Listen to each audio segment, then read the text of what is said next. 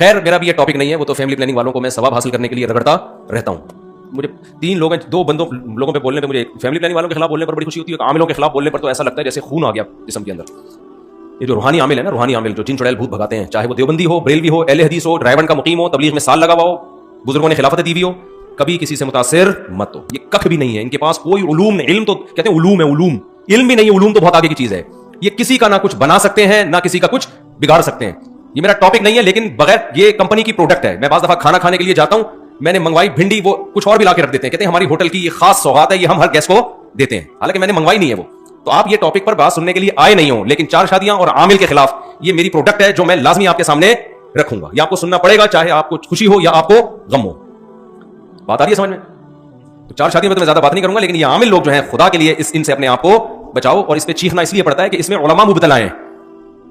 علماء جب کسی چیز میں آ جائے نا تو پھر لوگوں کے دماغ سے اس کی عقیدت نکالنا بہت مشکل ہے. اور علماء بھی برحق علماء, وہ علماء جن کو ہم فالو کرتے ہیں, ان کا دماغ ان لوگوں نے خراب کر دیا ہے, عاملوں نے ان کو بیوقوف بنایا ان لوگوں نے. علماء جب باتیں کر رہے ہوتے ہیں نا, نہیں بھائی علوم, حضرت پہنچے میں علوم ہے علوم, میں بہت افسوس ہوتا ہے کہ آپ اتنے بڑے بزرگ ہو, اتنے بڑے مفتی ہو, آپ کے دماغ کو کیا ہو گیا؟ ہر بڑے عالم کے ساتھ پھلترو کی طرح کوئی عامل گھوم رہا ہوگا کہ حضرت کو نظر لگی ہے, یہ نظر اتارنے والا ہے. ہر بڑے بزرگ کو نظر لگ رہی ہے آج کل مارکیٹ میں, فالج ہو رہا ہے تو جادو چل رہا ہے ان کے اوپر, فلانے نے کچھ کر دیا. 2-3 بڑے بزرگ تھے, ان کے ساتھ 2 عامل پھلترو کی طرح ہر وقت چپکے رہتے تھے, یہ ان پر دم کرتے ہیں. میں نے کہا ان کو بھگاؤ, یہ کروڑوں روپے کما رہا ہے آپ کے نام کے, اس پھلترو کو نکالو یہاں سے.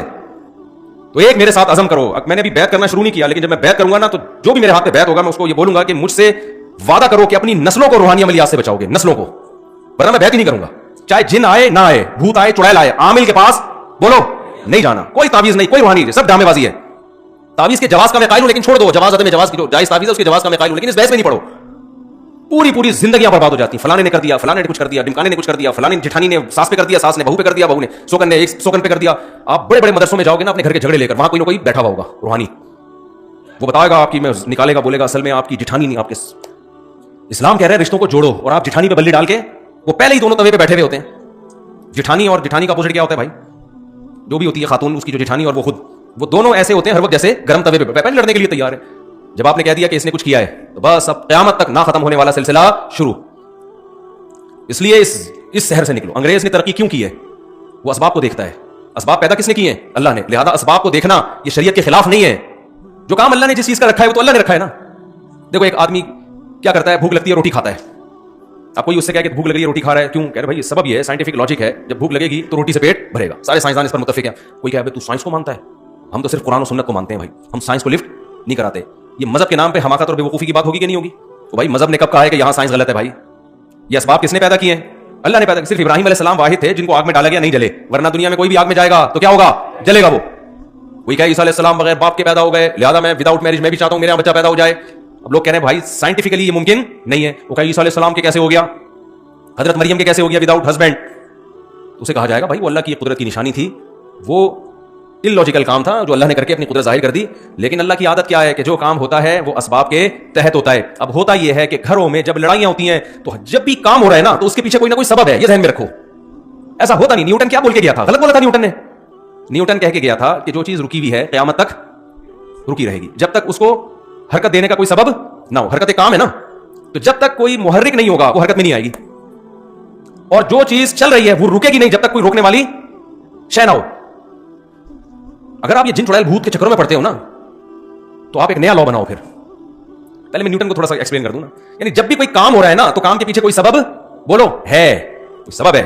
گھر میں لڑائی ہو رہی ہے, اس کا مطلب اس کے پیچھے کوئی سبب ہے. یا تو آپ کسی کی بے عزتی کر رہے ہیں, اس پہ غصہ آ رہا ہے اس کو, یا آپ اس کے حقوق ادا, آپ بیوی کے حقوق ادا نہیں کر رہے, اس پہ غصہ آ رہا ہے, اس کو لڑائی ہو رہی ہے. ماں کے ساتھ بدسلوکی کر رہے ہیں, بیوی کو ترجیح دے رہے ہیں, ساس بہو کا آپس میں کیا ہو رہا ہے, اختلاف ہو رہا ہے. یا تو ساس ظالم ہے یا بہو ظالم ہے, یا جٹھانی گڑبڑ کر رہی ہے, آپ صحیح چل رہے ہیں, کہیں نہ کہیں گڑبڑ ہو رہی ہے. اب گورے کے ساتھ جب گڑبڑ ہوتی ہے تو گورا اس کی لاجک تلاش کرتا ہے, سبب تلاش کرتا ہے. سارے ماہرین مل کے بیٹھ جاتے ہیں کہ ہم افغانستان میں پٹے کیوں, وہ غور کرتے ہیں اس پہ. وہ جنات پہ نہیں ڈال دیتے. کبھی امریکن آرمی کا بیان آیا کہ ہم 40-42 ملک لے کے افغانستان میں اترے تھے, ایکچولی وہاں پہ جنات تھے جس کی وجہ سے ہم جیت نہیں سکے. کبھی ایسا کوئی پھینکی انہوں نے؟ بولو نا کیا ہو گیا بھائی. ان کے یہاں اگر یہ روحانی ڈرامے باز ہوتے کہتے بھائی وہ اصل میں تمہاری طاقت تو بہت ہے لیکن وہاں جنات ہیں, جنات سے کون لڑ سکتا ہے. وہ عمل ہم پر فرانس نے جادو کیا ہوا ہے. اصل میں امریکن پہ کس نے جادو کر دیا تھا؟ فرانس پہ. فرانسیسیوں پہ جادو کیا جاپان نے, جاپان پہ جادو کیا سوئٹزرلینڈ نے. آپ کہہ سکتے ہو سوئٹزرلینڈ کیسے جادو کرے گا؟ جب جٹھانی کر سکتی ہے تو سوئٹزرلینڈ کی طاقت جٹھانی سے زیادہ ہے یا نہیں ہے؟ کیا خیال ہے بھائی؟ وہ تو سارے جتنے بھی عامل ہیں ان کو سوئٹزرلینڈ کا صرف وزٹنگ ویزا بھی دے دینا تو سارے عامل اس کے کہنے پر جادو شروع کر دیں گے. निकालो अपने आप को इस टेंशन से, मुसीबत से। तो वो गलती दोबारा नहीं दोहराते जो गलती उनसे एक बार हो चुकी है। गोरा नहीं दोहराएगा उस गलती को। हम बार बार उस गलती को रिपीट करते हैं, बार बार उस गलती को रिपीट करते हैं, और जब नाकामियों का मुंह देखते हैं तो रूहानी ड्रामेबाज हमें कहता है असल में तुम पर किसी ने कुछ कर दिया है। फिर निकलना भी शुरू हो जाती हैं चीजें, वहां से फलीता निकला, वहां से पलीता निकला, वहां से किसी के नाखून निकले, मुझे लोग लाके दिखा, मैं कचरे में डाल, मेरे घर से भी तावीज निकलते हैं, मैं कचरे में फेंक देता हूँ। कोई आ जाता है चुपके से कुछ रख के चला जाता है, जरा भी मुतासिर में, तो तूने जो रखना है बोलो, कुछ भी नहीं होने वाला इंशाल्लाह।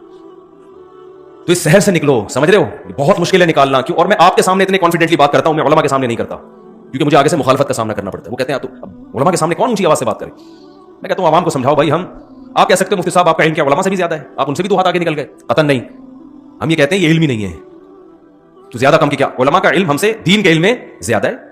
हम जितने हमारे अकाबिर हैं, बुजुर्गान दीन है, दीन की जहां बात आएगी हम सरेंडर कर देंगे। मेडिकल के साइंस की बात आएगी तो डॉक्टर को मानेंगे या उलमा को मानेंगे?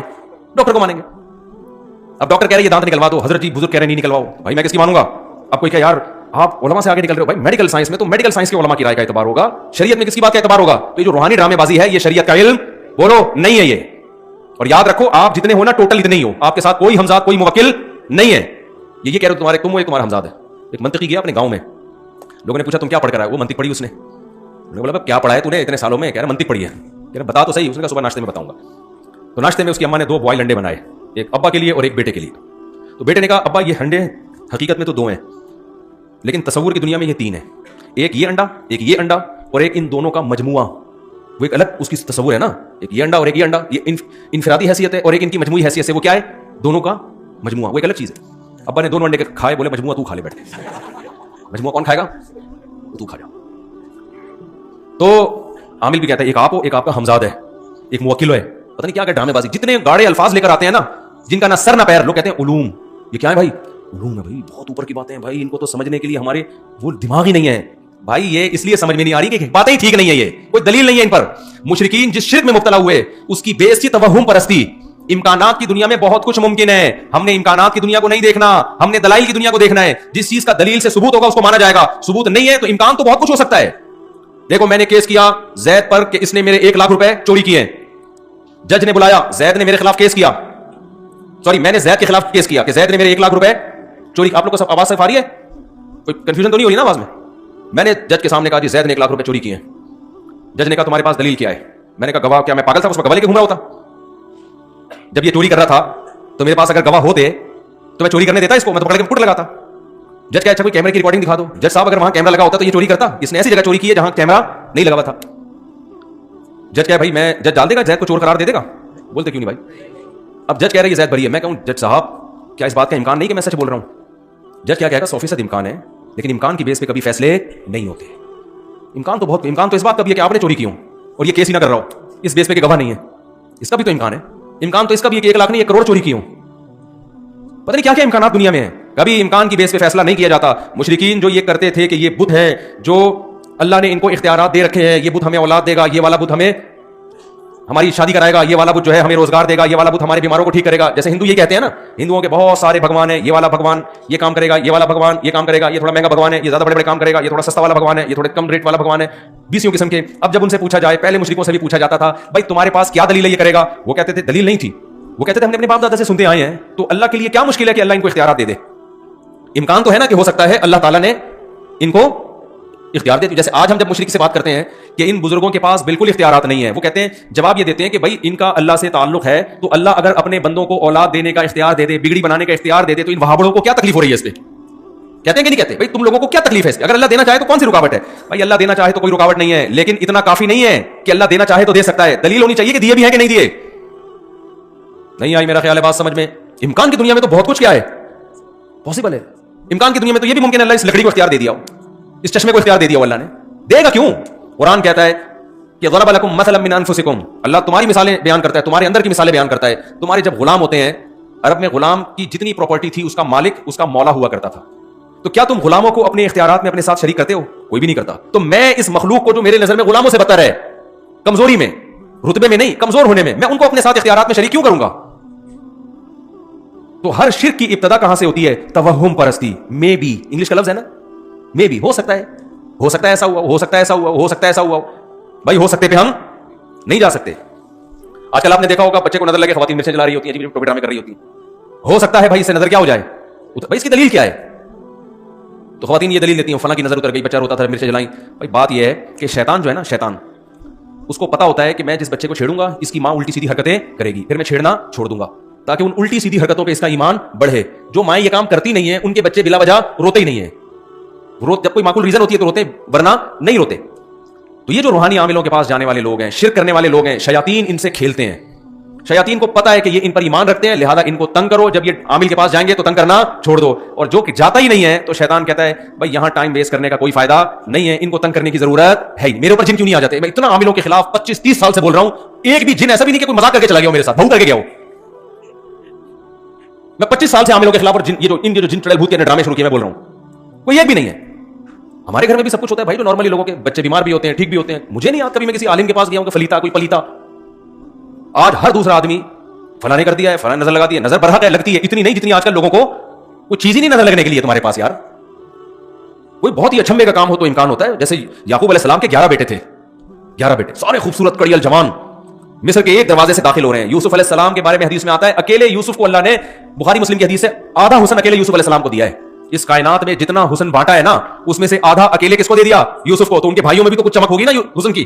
اتنے حسین لمبے لمبے 11 بیٹے جب ایک باپ کے ایک دروازے سے داخل ہوں گے تو نظر لگنا سمجھ میں آتا ہے. اس لیے یعقوب علیہ السلام نے فرمایا متفرق دروازوں سے داخل ہونا. پھر بھی اللہ سے توبہ استغفار کیا کہ جو اللہ چاہے گا ہوگا وہی. میں صرف ایک اسباب کے درجے میں احتیاط کر رہا ہوں. آج 11 بیٹے ہوتے کس کے ہیں؟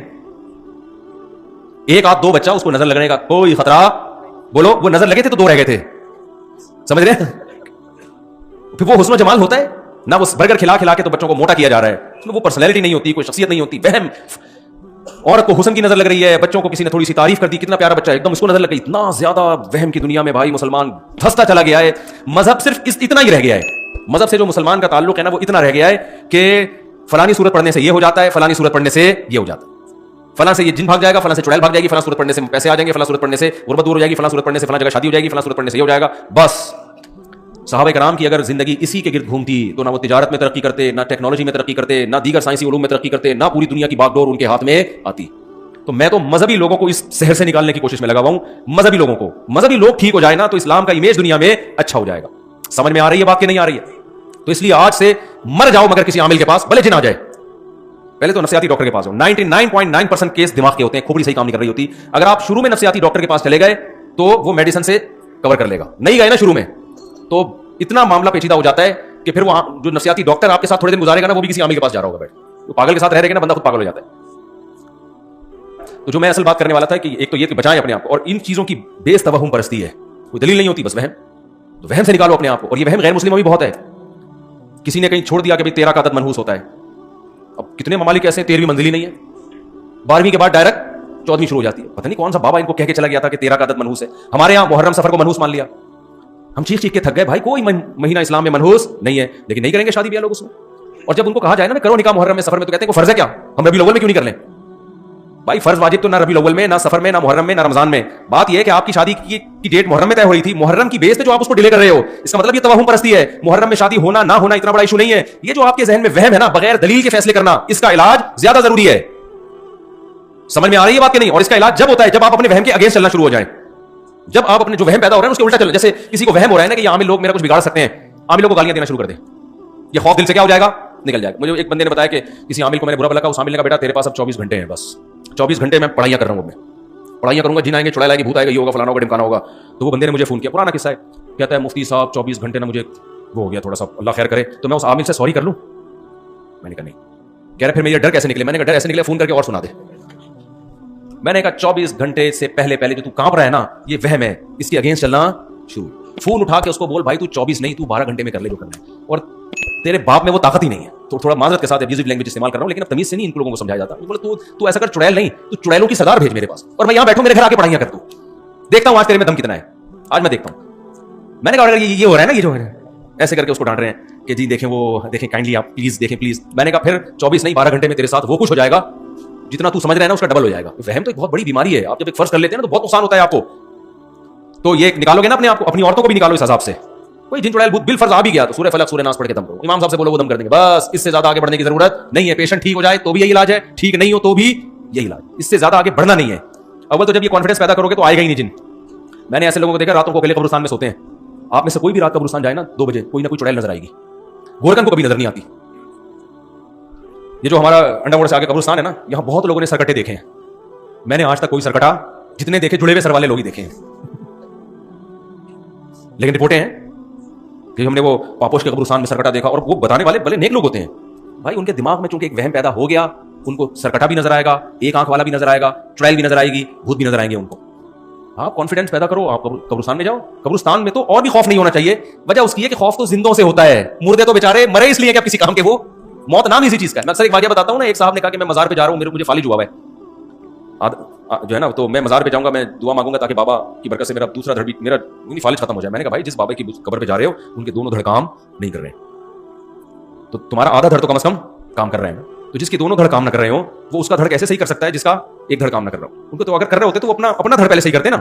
تو مردوں سے تو بیچارے ویسے ہی خوف نہیں ہونا چاہیے, لیکن جن چڑیل بھوتوں کے جتنے واقعات قبرستانوں سے متعلق ہیں, اتنے کہیں اور سے متعلق نہیں. نظر بھی آ جاتے ہیں لوگوں کو, وہم ہوتا ہے. تو اس لیے اپنے آپ کو نا ریالٹی کی دنیا, گھر میں چوری ہو رہی ہے, چور کا پتہ نہیں چل رہا, جن پہ مت ڈالو. بہت کیس میں نے ایسے پکڑوائے, لوگ کہہ رہے یار کوئی بھی چوری نہیں کر رہا, پتہ نہیں لاک کہاں سے کھل جاتا ہے. میں نے کہا اندر ہی کا چور ہے. کہہ رہے نہیں ہمارے گھر میں. میں نے کہا بھائی ہو نہیں سکتا. میں نے کہا خفیہ کیمرہ لگا دو کہیں سے. تو بینکوں سے چوری ہوتی ہے, کبھی دیکھا بینک نے حساب کتاب میں گڑبڑ آ رہی ہے بینکوں میں نا, سال کے آخر میں آڈٹ ہوتا ہے نا, پورا کروڑوں روپے کا حساب, پتہ چلا جی کروڑوں روپے میں گڑبڑ ہو رہی ہے. کبھی دیکھا بینک کے جو آڈٹ کرنے والے ہیں انہوں نے کہا اس دفعہ کچھ چڑیل کا کیس لگ رہا ہے, یا کوئی جن نے لاکر سے پیسے نکالے.